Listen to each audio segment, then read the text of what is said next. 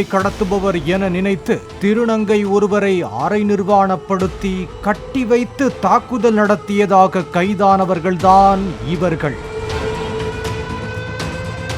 சென்னை துறைப்பாக்கத்தில் உள்ள பிரபல ஐடி நிறுவனம் ஒன்றில் பணிபுரிந்து வருகிறார் திருநங்கை ஒருவர்.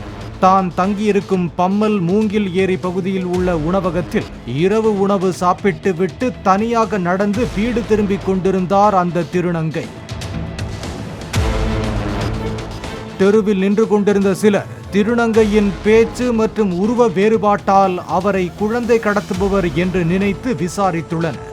தான் இப்பகுதியிலேயே வசித்து வருவதாக தெரிவித்தும் அதனை ஏற்காமல் கயிற்றால் திருநங்கையை அங்கிருந்த மின்கம்பத்தோடு சேர்த்து கட்டியது அந்த கும்பல்.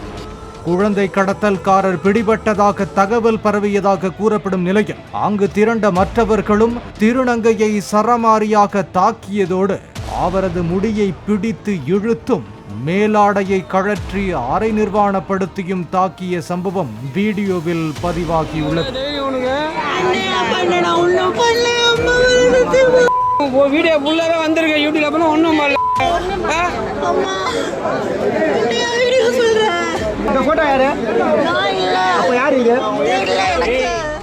திருநங்கையின் பேண்ட் பாக்கெட்டில் இருந்த செல்போனை ஒருவர் எடுத்துக்கொள்ள மற்றவர்கள் தங்களது தாக்குதலை தொடர்ந்தனர்.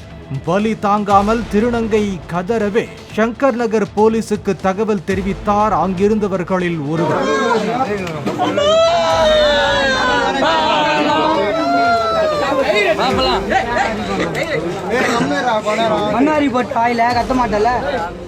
விரைந்து சென்று மின் கம்பத்தில் கட்டப்பட்டிருந்த திருநங்கையை மீட்டு தனியார் மருத்துவமனையில் சிகிச்சைக்காக போலீசார் சேர்த்தனர். இதற்கிடையில் திருநங்கை தாக்கப்பட்ட வீடியோ அப்பகுதியில் பரவ துவங்கியதும் வழக்கு பதிவு செய்த போலீசார் அந்த வீடியோ பதிவு அடிப்படையில் பம்மலைச் சேர்ந்த 22 வயதான நந்தகுமார், 42 வயதான முருகனை கைது செய்தனர். கும்பல் ஒன்று குழந்தைகளை கடத்தி சென்று உயிருடன் அவர்களது உடல் உறுப்புகளை அறுத்து எடுப்பது போன்ற வீடியோ காட்சிகள் கடந்த சில நாட்களாக சென்னையில் பரவி வந்தது. இந்த குழந்தை கடத்தல் கும்பல் சென்னையில் சுற்றி வருவதாகவும் வதந்தி பரப்பப்பட்ட நிலையில் அதனை போலீசார் மறுத்து வந்ததோடு வதந்தி பரப்ப வேண்டாம் என எச்சரித்து வந்தனர்.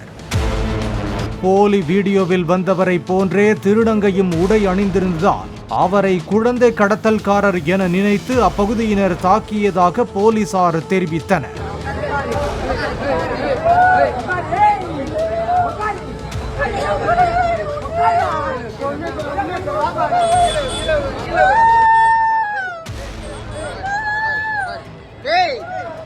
இது தொடர்பாக ஏற்கனவே 2 பேர் கைது செய்யப்பட்ட நிலையில் மேலும் மோகன், அசோக் குமார் ஆகிய 2 பேரை கைது செய்துள்ள போலீசார் எஞ்சிய சிலரை தேடி வருகின்றனர்.